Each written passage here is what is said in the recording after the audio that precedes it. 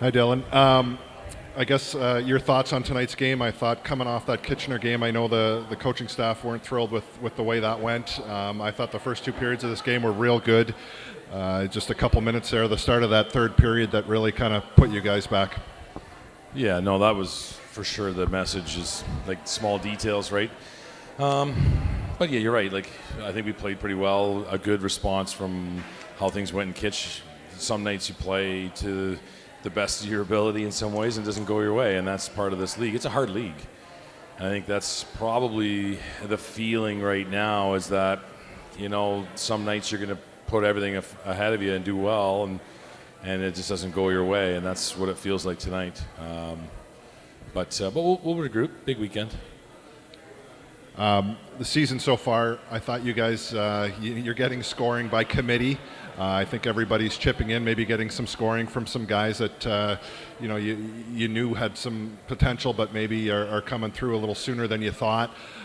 With that in mind, you got Browner out of the lineup tonight. Doucette probably gone for a couple days, and Wainwright hasn't played yet. So, you're asking a lot from these young guys to kind of produce. Your thoughts on that, and next couple of games here, especially, got to try and find some scoring. Yeah, no, we've been quietly pretty happy with our group, right? Like, because you're right, by committee, some guys have stepped up, and that was the challenge at a training camp, is how many, who could fill holes for some of the big names that aren't here anymore. I mean, we're good, and this part of the process, we're excited for some of the young guys to get a chance. It's 11 games into the season. There's a lot of hockey left, but so far, truthfully, the guys have done their part. It's just a matter of regrouping in nights like this and coming back tomorrow and being effective. I was just going to say, how big is that against Saginaw? A good team going in their barn tomorrow. It's got to be imperative to go out to a strong start. Yeah, and I don't think if you interviewed Saginaw's team, they'd be overly thrilled with how they've played of late too. So they're going to come out pretty heavy, and our guys down there are not happy with the result tonight. And I think they feel like they were robbed a bit, and let's hope they come back tomorrow with that energy and that grr in the belly to change the tide here.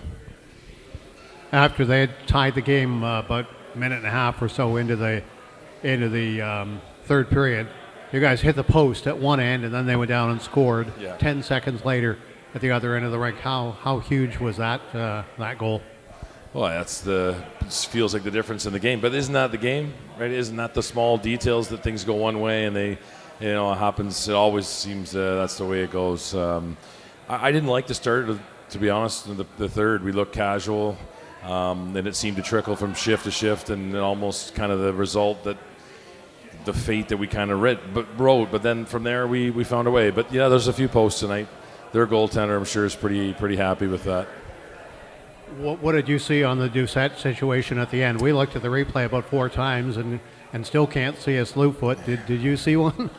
It's so hard. I'll be curious to have a call tomorrow morning to get some better direction on that one. It almost could go one or two ways. It could be the Windsor player too.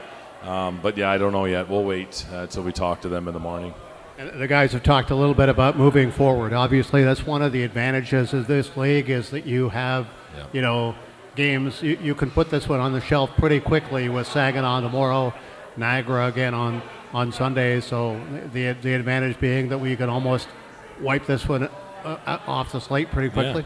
Yeah. It's the best junior hockey league in the world, and you get a chance to play in it. And you're right. You go to bed maybe not feeling very happy about yourself, but you wake up, you get a chance to go after it again, and again on Sunday too. And I think we've played well, so they know that if we stick to our game every night, we got a legit chance. Yep. What's Ryan's status for the rest of the weekend, and with the Ryan Brown? U17 coming up next week? I'd say day to day. Nothing of any concern. Nothing that'll hold him out of the Hockey Canada event.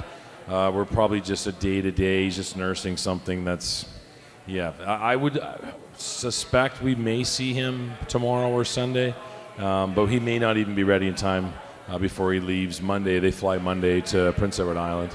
So kind of day-to-day. Easton Wainwright's also the same situation, still kind of day-to-day versus the week-to-week, which is good news.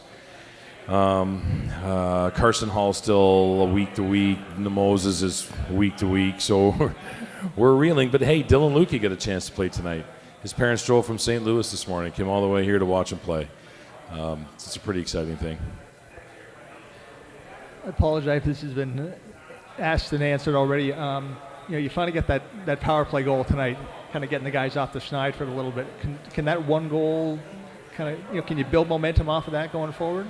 Yeah, I don't know. We'll try to find positives anywhere. It's always nice to score.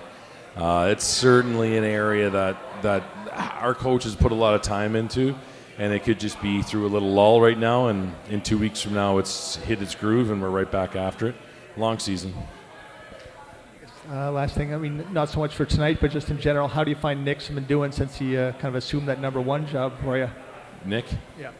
Yeah, great. He's a worker, right? I'm sure, he won't love the way some of those went for him tonight, but he's a worker. He'll be back. And Carson Charche had a great game in Niagara. It's kind of nice to see him, get his first game. Young goaltending, young team.